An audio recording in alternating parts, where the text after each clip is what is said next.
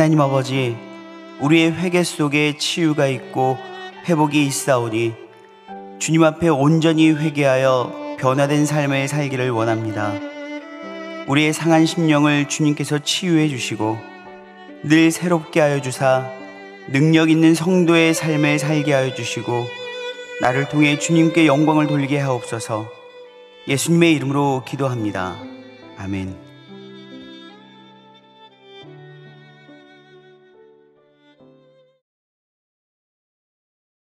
찬송가 214장 찬송하시겠습니다.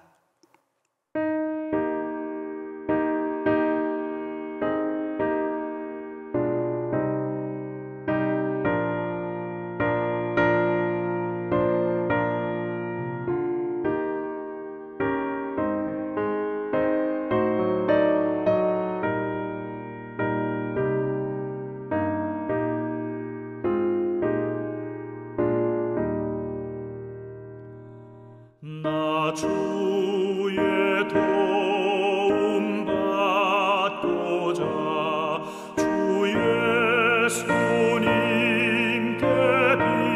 빕니다. 그 구원 허락하시사 날 받아주소서.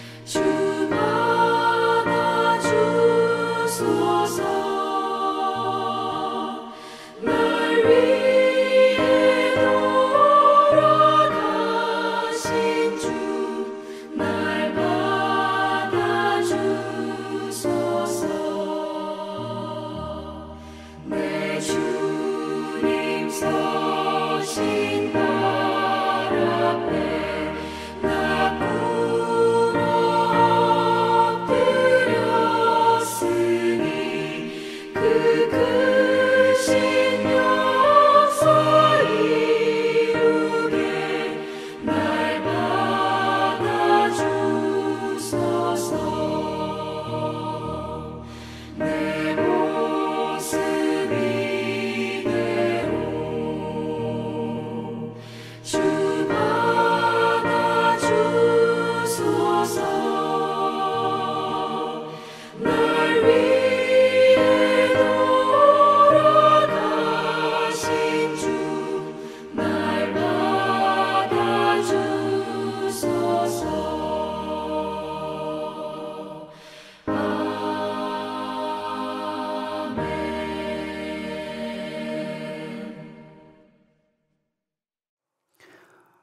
오늘 하나님께서 우리에게 주신 말씀은 사사기 11장 1절에서 40절 말씀입니다.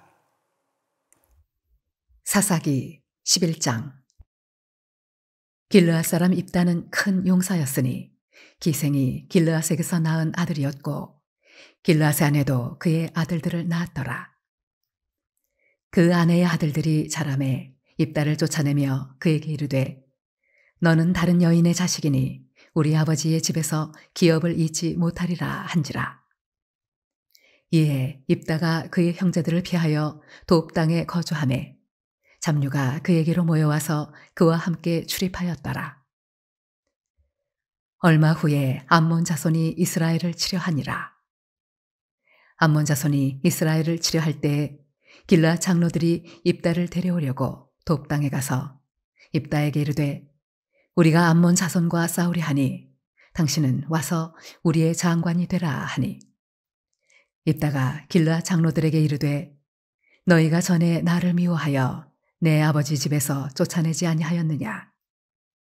이제 너희가 환난을 당하였다고 어찌하여 내게 왔느냐 하니라.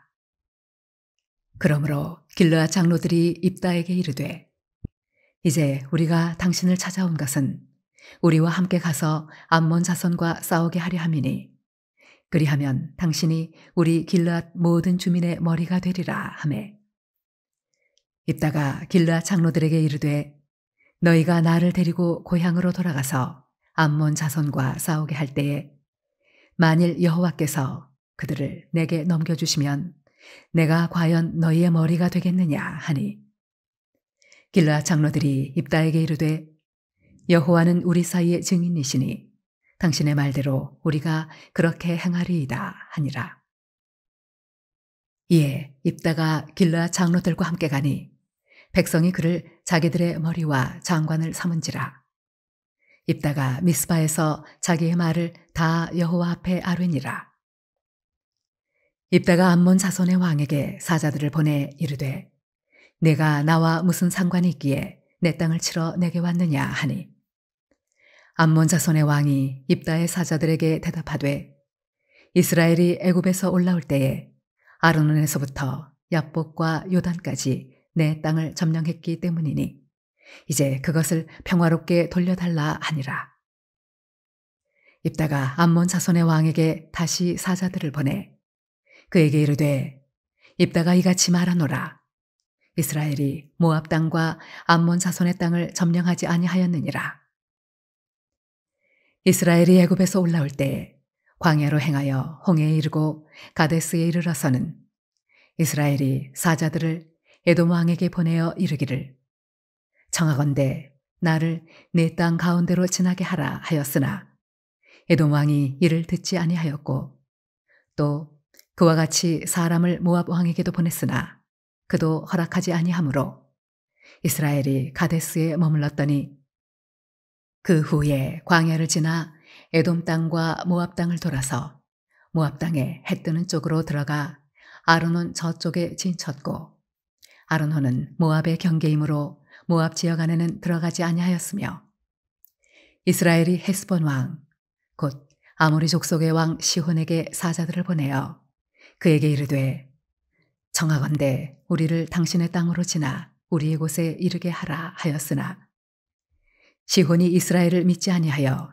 그의 지역으로 지나지 못하게 할 뿐 아니라 그의 모든 백성을 모아 야하스에 지인치고 이스라엘을 치므로 이스라엘의 하나님 여호와께서 시혼과 그의 모든 백성을 이스라엘의 손에 넘겨주심에 이스라엘이 그들을 쳐서 그 땅 주민 아모리 족속의 온 땅을 점령하되 아르논에서부터 야복까지와 광야에서부터 요단까지 아모리 족속의 온 지역을 점령하였느니라. 이스라엘의 하나님 여호와께서 이같이 아모리 족속을 자기 백성 이스라엘 앞에서 쫓아내셨거늘 내가 그 땅을 얻고자 하는 것이 옳으냐? 네 신 그모스가 네게 주어 차지하게 한 것을 네가 차지하지 아니하겠느냐? 우리 하나님 여호와께서 우리 앞에서 어떤 사람이든지 쫓아내시면 그것을 우리가 차지하리라. 이제 내가 모압 왕 십볼의 아들 발락보다 더 나은 것이 있느냐? 그가 이스라엘과 더불어 다툰 일이 있었느냐? 싸운 일이 있었느냐? 이스라엘이 헤스본과 그 마을들과 아로엘과 그 마을들과 아르논 강가에 있는 모든 성읍에 거주한 지 300년이거늘 그동안에 너희가 어찌하여 도로 찾지 아니하였느냐? 내가 네게 죄를 짓지 아니하였거늘 네가 나를 쳐서 내게 악을 행하고자 하는도다. 원하건대 심판하시는 여호와께서 오늘 이스라엘 자손과 암몬 자손 사이에 판결하시옵소서 하였으나 암몬 자손의 왕이 입다가 사람을 보내어 말한 것을 듣지 아니하였더라. 이에 여호와의 영이 입다에게 임하시니 입다가 길르앗과 므낫세를 지나서 길르앗의 미스베에 이르고 길르앗의 미스베에서부터 암몬 자손에게로 나아갈 때에 그가 여호와께 서원하여 이르되 주께서 과연 암몬 자손을 내 손에 넘겨주시면 내가 암몬 자손에게서 평안히 돌아올 때에 누구든지 내 집 문에서 나와서 나를 영접하는 그는 여호와께 돌릴 것이니 내가 그를 번제물로 드리겠나이다 하니라. 이에 입다가 암몬 자손에게 이르러 그들과 싸우더니 여호와께서 그들을 그의 손에 넘겨주시매 아로엘에서부터 민닛에 이르기까지 20성읍을 치고 또 아벨 그라밈까지 매우 크게 무찌르니 이에 암몬 자손이 이스라엘 자손 앞에 항복하였더라.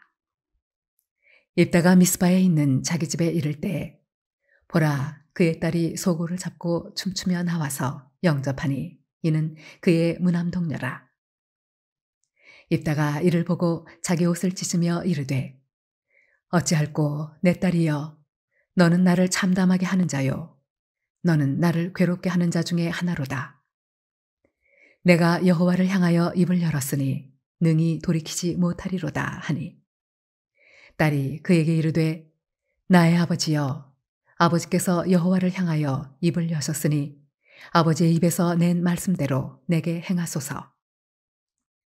이는 여호와께서 아버지를 위하여 아버지의 대적 암몬 자손에게 원수를 갚으셨음이니이다 하니라.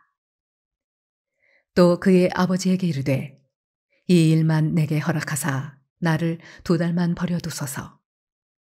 내가 내 여자친구들과 산에 가서 나의 처녀로 죽음을 인하여 애곡하겠나이다 하니 그가 이르되 가라 하고 2달을 기한하고 그를 보내니 그가 그 여자친구들과 가서 산 위에서 처녀로 죽음을 인하여 애곡하고 2달 만에 그의 아버지에게로 돌아온지라. 그는 자기가 서원한 대로 딸에게 행하니 딸이 남자를 알지 못하였더라. 이것이 이스라엘의 관습이 되어 이스라엘의 딸들이 해마다 가서 길르앗 사람 입다의 딸을 위하여 나흘씩 애곡하더라.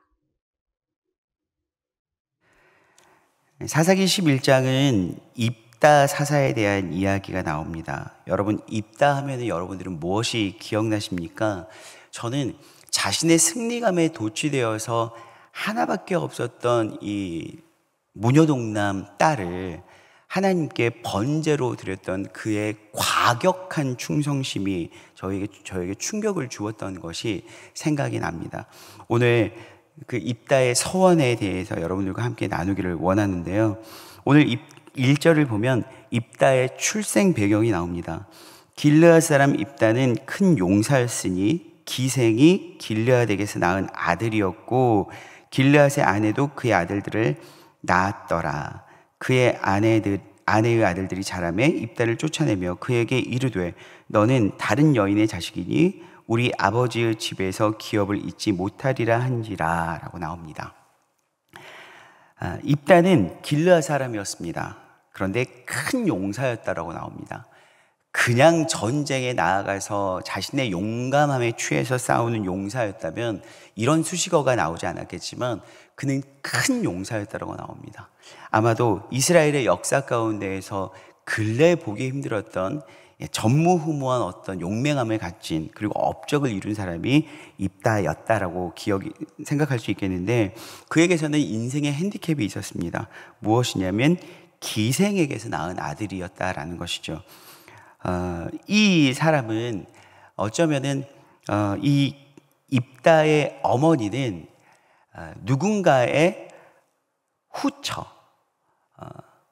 때로는 첩으로도 인정을 받지 못하는 사람이었을 거라는 생각이 듭니다.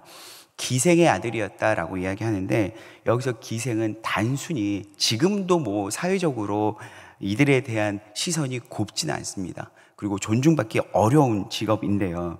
단순히 이 기생이라는 직업이 술을 따르거나 아니면 어떤 장사를 하는, 그래서 술집을 하는 사람을 이야기하는 것이 아니라 신전에서 창기로 있었던 사람을 성경에서는 보통 기생이라는 표현을 씁니다. 여호수아가 여리고로 들어갔을 때 만났던 라합이라는 여성도 기생이라고 표현이 되어 있는데, 그의 직업이 신전 창기였다고 많은 신학자들이 입을 모으고 있습니다. 그랬을 때에 이 입다는 어쩌면 우상을 숭배하는 사람의 아들이었을 수도 있고요. 또한 그저 오늘 단어 그대로처럼 기생의 아들이었을 수도 있습니다. 어찌됐든 이스라엘이라는 이 배경 가운데서는 가히 정통으로 인정받기 어려운 사람이었다라는 것이죠. 그가 큰 용사로 불리운 바 되고, 그가 어떠한 용맹함을 갖고 업적을 이루었지만 이 핸디캡으로 인해서 더 이상 앞으로 나아갈 수 없을 만큼의 큰 문제였다라는 것입니다. 오늘 입다는 큰 용사이면서도 반대로 기생의 아들이었다라는 꼬리표를 달고 살았어야 되는 사람이었습니다. 그는 그로 인해서 가업의 어떤 유산도 기업도 잊지 못하고 쫓겨나야 할 처지가 되었습니다. 그는 형제들을 피해서 돕당에 거주하면서 그의 가진 상처 때문인지는 모르겠지만 그런 상처를 공유하고 공감하는 잡류들이 그에게로 모여와서 하나의 공동체를 이루게 되었습니다. 우리는 이것들을 바라보면서 몇 가지 고민을 할 수 있는데요. 내가 상처를 가지고 있으면 그 상처를 공유하고 공감할 때 그 상처를 가지고 누군가를 치유해주고 회복시켜줄 수 있는 쓰임받는 상처가 될 수 있고요. 또한 이 상처를 공유하고 공감하면서 더욱더 이 상처를 곪고 또 더 크게 하면서 여러분 악을 키우는 상처가 될 수도 있다라는 것입니다. 다윗이 아둘람에 있을 때에 사람들은 다윗을 찾아오게 되었습니다. 다윗 또한 사울에게서 도망자가 되어서 광야의 신세를 살아가고 있었기 때문에 그런 아픔을 가지고 있는 많은 사람들의 아픔을 이해할 수 있었고 그들을 치유해 줄 수 있었습니다. 여러분, 다윗이 있었던 그 아둘람은 하나의 교회의 모태가 될 수 있었죠. 오늘 그와 비슷하게 입다 또한 잡류들이 그에게로 출입하였다라고 이야기를 하고 있습니다. 그러나 이 무리가 아픔을 치유해주는 무리로 발전하게 되었는지 아니면 상처를 더욱더 키워가면서 악을 형성하는 무리가 되었는지는 우리는 잘 알 수 없습니다만은 어찌됐건 이 아픔을 가지고 입다는 하나의 무리를 형성하고 세력을 키웠던 것으로 바라볼 수가 있겠습니다. 얼마 후에 암몬 자손이 이스라엘을 치러 왔습니다. 당황한 이 이스라엘 백성들은 이 암몬 자손에 필적할 만한 사람이 없었기 때문에 다시금 입다를 찾아갑니다. 그리고 입다를 그들의 우두머리로 내세우고 전쟁에 참여시키는 것이죠. 여러분, 오늘 우리도 크고 작은 상처를 각각이 가지고 있습니다. 그러나 이 크고 작은 상처를 그저 자신을 좀먹는 상처로 여러분 묵상하고 그것을 껴안고 살아간다면 우리는 그 어떤 것도 도전할 수가 없을 것이고 삶이 점점 더 어두워지고 힘겨워질 수 있겠죠. 물론 입다의 잠깐의 모습을 통해서 우리가 적용해 볼 수 있는 것은 무엇이냐면, 내가 기생의 아들로 태어나고 또한 내가 누군가로부터 외면당하고 소외되고 심지어는 쫓겨나기까지 했지만 그럼에도 불구하고 그 아픔이라는 것이 무조건 나의 삶의 장애물만 되는 것은 결코 아니다라는 것입니다. 어제 말씀드렸던 이 돌라 사사도요, 벌레라는 이름의 뜻을 가지고 있었지만 하나님께서 어떻게 사용하셨습니까? 내게 인생의 핸디캡, 내가 인생을 살아갈 때 꼬리표처럼 따라다니는 것들이 있다 할지라도 이것을 가지고 하나님 앞에 나아가면 우리는 입다처럼 큰 용사로도 하나님께서 사용해 주실 수 있다라는 것이죠. 오늘 입다는 큰 전쟁 앞에 두려움 때문이었는지 아니면 흥분됨 때문이었는지 모르겠지만 내가 전쟁을 이기고 또한 다시 돌아올 때 나를 맞이하는 첫 번째 사람을 하나님께 드리겠다라고 이야기를 합니다. 여러분, 그런데 누구였습니까? 그 소원은 그에게 부메랑처럼 아픔으로 돌아오게 되죠. 그에게 딸이 돌아옵니다. 34절 보시면 입다가 미스바에 있는 자기 집에 이를 때 보라 그의 딸이 소고를 춤추며 나와서 영접하니 이는 그의 무남 동료라 라고 이야기하고 있습니다. 입다는 과격한 서원 기도를 합니다. 그리고 취소할 수 없는 이 서원 기도 앞에 자신의 딸을, 무남동녀인 딸을 하나님 앞에 서원하여 드리게 되는 것이죠. 여러분, 우린 서원 기도 하면 여러분들은 어떤 생각이 드십니까? 가장 먼저는 서원 기도 무조건 지켜야 되는 것, 하나님께 하기로 결정한 기도이기 때문에, 약속한 기도이기 때문에 무조건 드리는, 지켜내야 되는 기도다라고 여러분들은 생각하고 계실 것입니다. 물론 성경에서는 그러한 맥락으로 설명을 하고도 있습니다. 그러나 여러분, 서원 기도가 하나님께 드리는 거라면 누구를 위한 것인지를 생각해 보셔야 될 것 같습니다. 하나님께 드리는 기도는 내 자신이 아니라 하나님의 영광을 위한, 하나님을 위한 기도라는 것이죠. 그렇다면 여러분, 서원 기도의 내용 자체가 하나님의 기쁨이고 하나님의 영광을 위해서 드릴 수 있는 기도의 내용이어야 된다는 것입니다.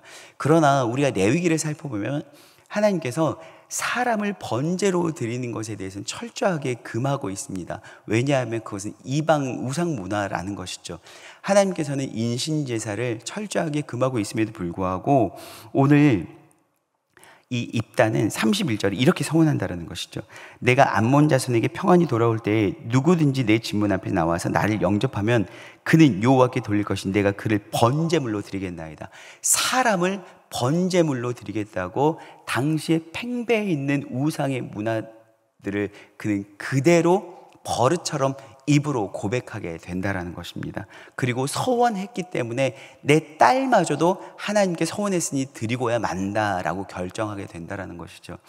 여러분, 서원이라는 것은 때로는 어쩌면 우리의 신앙생활에 있어서 하나님 앞에 더욱더 담대하게 적극적으로 역동적으로 신앙생활을 하게 되어지는 어쩌면 원인이 되기도 합니다. 서원이 사라진 시대이지 않습니까? 모두가 주저주저하고 하나님 앞에 적극적으로 무언가를 약속해드리는 신앙의 모습은 찾아보기 어려운 시대이기 때문에 서원 기도는 어쩌면 조심해야 되는 건 분명히 맞지만 하나님 앞에 우리가 더욱더 역동적으로 담대하게 신앙생활하기 위해서 때로는 드려보는 것도 나쁘지 않습니다. 그러나 그 서원 기도를 할 때에는 하나님께서 기뻐하시고 하나님이 영광이 되는가라는 것에 대한 질문을 스스로 해야 할 것입니다. 오늘 입다는 승리감에 도취해서 하나님께서 원하시지 않는 내용을 기도로 고백했습니다. 사람을 번제물로 드리겠다라고 고백한다는 것이죠. 그리고 그 딸 또한 아버지의 기도에 말씀대로 행하소서라고 순종하게 됩니다. 어쩌면 아버지의 대책 없는 서원 기도 앞에 이 딸은 속수무책으로 끌려가는 듯한 모습인 것을 우리가 볼 수 있겠는데요. 여러분, 우리는 때로는 내 신앙심에 스스로가 도취되어서 하나님 앞에 아무거나 기도할 때가 있다는 것입니다. 때로는 기계적으로 기도할 때도 있다는 것이죠.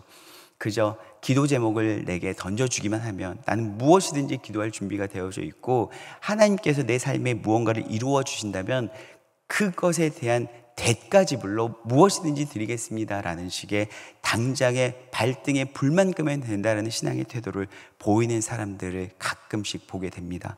하나님의 영광을 위하는 삶이라면 오늘 우리가 드려지는 기도 또한 그리고 우리의 삶의 내용 또한 하나님의 기쁨이 되어야 될 줄로 믿습니다. 함께 기도하시겠습니다. 사랑하는 하나님, 감사합니다. 우리가 때로는 발등에 불을 끄기 위해서 급한 마음에 올려드린 기도의 내용이 있습니다. 그것을 하나님께서 응답해 주시면 모든 것을 하나님께 드리겠다라고 서원기도 아닌 서원기도를 할 때가 있습니다.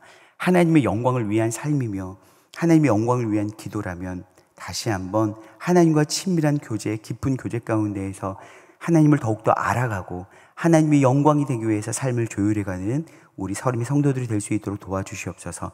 예수 그리스도의 이름으로 기도합니다. 아멘.